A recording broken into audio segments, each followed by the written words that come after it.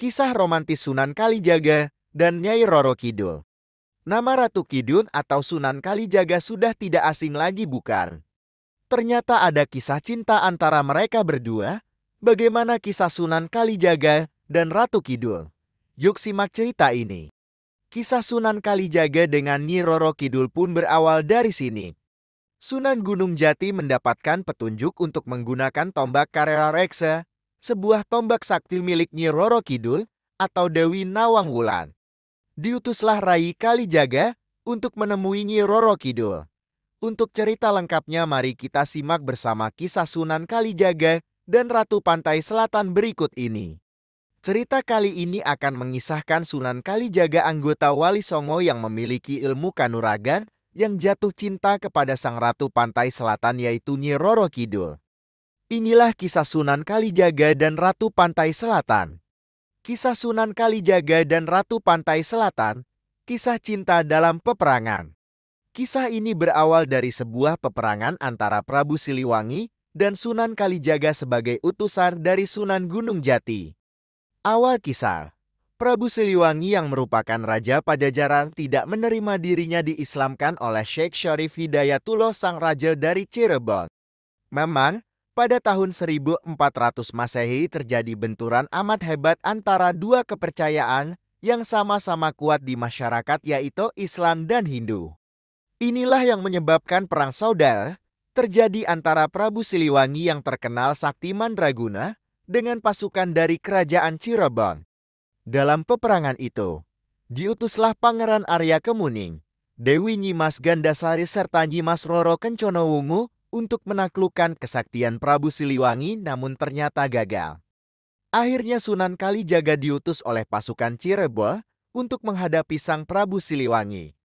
Namun lagi-lagi, Cirebon pun kalah. Kisah Sunan Kalijaga dengan Nyi Roro Kidul pun berawal dari sini. Nyi Roro Kidul atau yang punya nama asli Dewi Nawang Wulan. Pertemuan kisah Sunan Kalijaga dan Nyi Roro Kidul. Dewi Nawang Wulan merupakan anak dari Prabu Siliwangi sendiri dari istri keduanya, Ratu Palaga Inggris.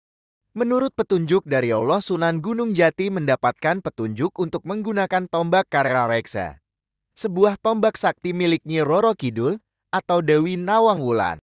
Diutuslah Rai Kalijaga untuk menemui Nyi Roro Kidul.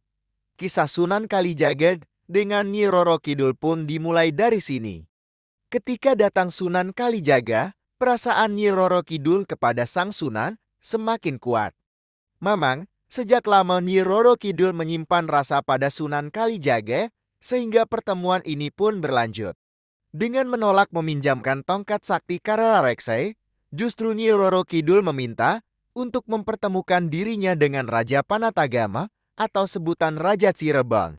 Setibanya Nyi Roro Kidul di kerajaan Cirebon, tersenyumlah Sunan Gunung Jati. Nampaknya Sunan Gunung Jati sudah tahu isi perasaan Nyi Roro Kidul. Beliau sudah tahu mengenai kisah asmara, kisah Sunan Kalijaga dengan Nyi Roro Kidul. Namun Sunan Kalijaga tak pernah mengetahuinya. Sunan Gunung Jati kemudian membawa Nyi Roro Kidul ke Kaputren. Kemudian berbincanglah mereka berdua. Sunan Gunung Jati, wahai putri Prabu Siliwangi, cuma dikau yang dapat menaklukkan kesaktian ayahandamu. Pinjamkanlah Kalijaga, pusakamu yang bernama tombak Karela Reksa. Nyi Roro Kidul, ampun Gusti Susuhunan Panatagama, saya cuma memberi pusaka itu pada suamiku kelak. Kemudian dengan tertawa kecil Sunan Gunung Jati segera berujar pada Kanjeng Sunan Kalijaga. Wahai Rai Kalijaga, sebenarnya tidak ada yang lebih mulia terkecuali berdasar pada keagungan syiar Islam, nikahlah dengannya Ratu Kidul atas nama Islam serta bukanlah lantaran nafsu. Pernikahan Sunan Kalijaga dan Nyi Roro Kidul. Atas perintah sang guru, sebagai murid yang patuh Sunan Kalijaga pun menerimanya. Kisah Sunan Kalijaga dengan Nyi Roro Kidul pun berlanjut ke jenjang pernikahan.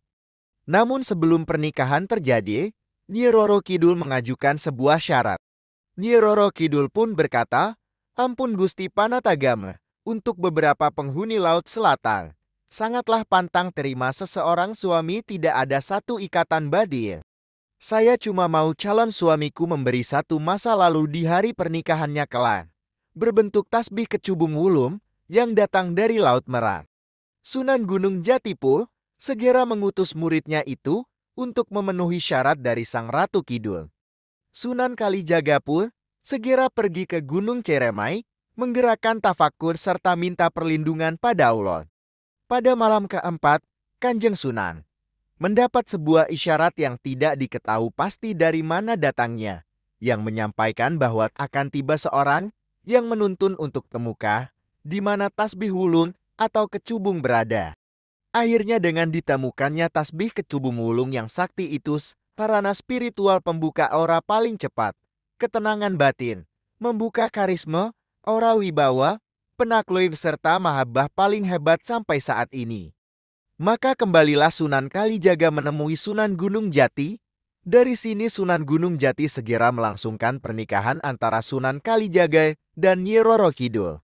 Tombak Karela Reksa. Tujuan Sunan Kalijaga menikahi Nyi Roro Kidul. Setelah resmi menikah, kisah Sunan Kalijaga dengan Nyi Roro Kidul berlanjut ke peperangan. Tombak Karela Reksa sudah berada di tangan Sunan Kalijaga. Sang Sunan pun bergegas menuju medan perang untuk menaklukkan Prabu Siliwangi yang tak lain adalah mertuanya sendiri. Pusaka Karela Reksa segera diserahkan pada gurunya Kanjeng Sunan Gunung Jati. Lantas pusaka itu oleh sang guru diberi tambahan satu tombak, di atasnya ditancapkan satu tombak hingga pusaka Karela Reksa yang semula memiliki 7 cabang serta satu jalur runcing di samping jadi 9 cabang, serta oleh Kanjeng Sunan Gunung Jati. Tombak Karela Reksa dinamakan baru dengan sebutan Pusaka Agung Buana Tombak Nirwana Cakra Langit.